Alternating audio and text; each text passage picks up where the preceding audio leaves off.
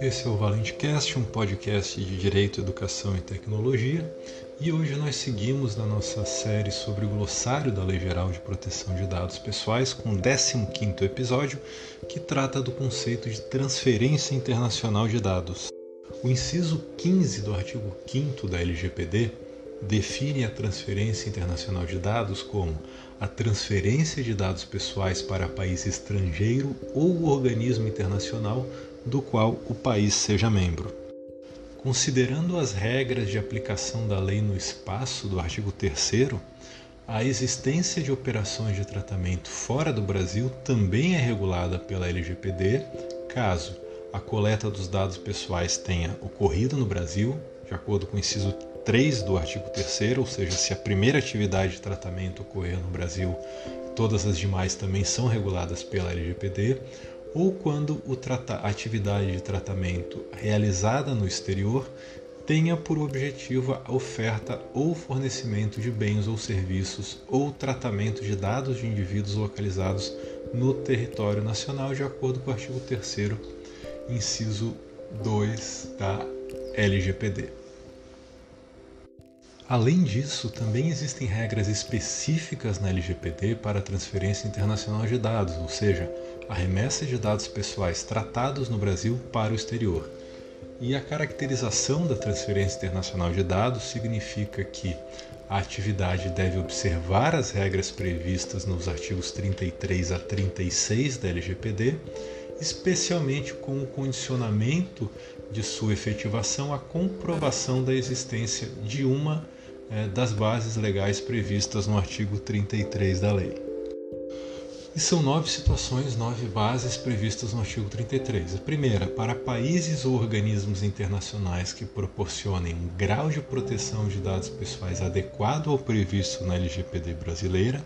A União Europeia tem também uma relação de países que ela própria considera adequados para a transferência internacional.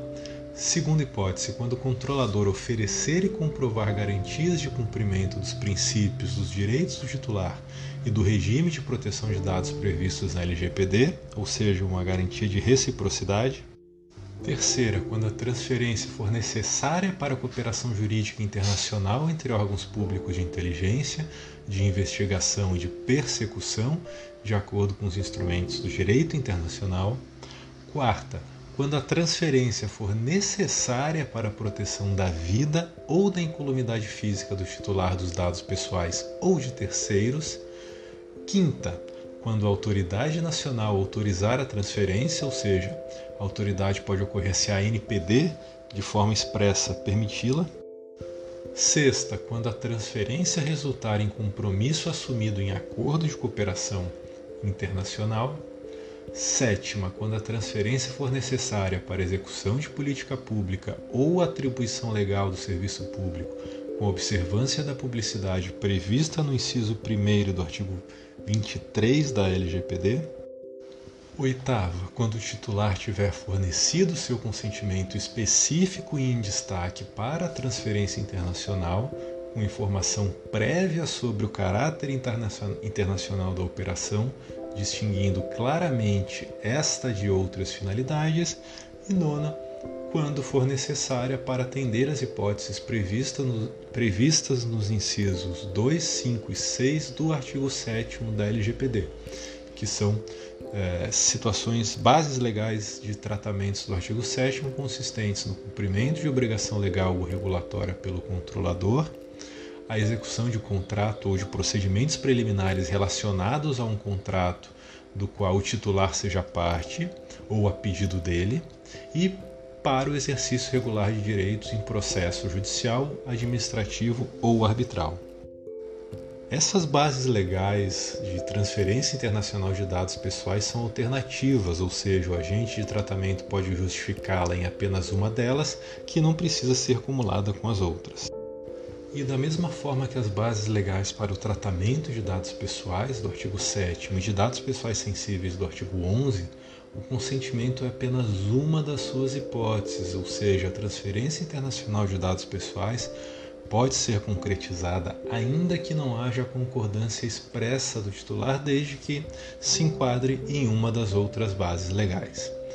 E aí não esquecendo que a gente tem que levar em conta sempre o direito de conhecimento. Quando não for exigido o consentimento, sempre é necessário dar conhecimento ao titular da realização da transferência internacional de bens.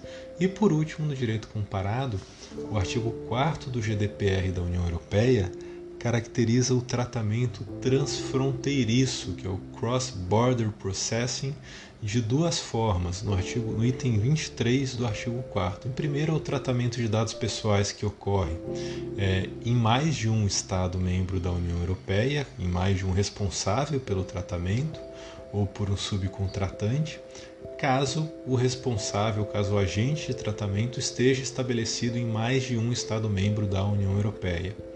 Ou seja, tratamento de dados pessoais realizados por agentes localizados em mais de um país integrante da União Europeia. Ou também, quando esse tratamento de dados pessoais ocorrer em um único estabelecimento responsável pelo tratamento, mas que afeta titulares de dados localizados em mais de um Estado membro. Então por hoje era só, nós voltamos na semana que vem com mais episódios do ValenteCast. E aí eu sempre lembro que esse episódio e outros do nosso podcast também podem ser lidos em formato texto no site oscarvalentecardoso.com/blog.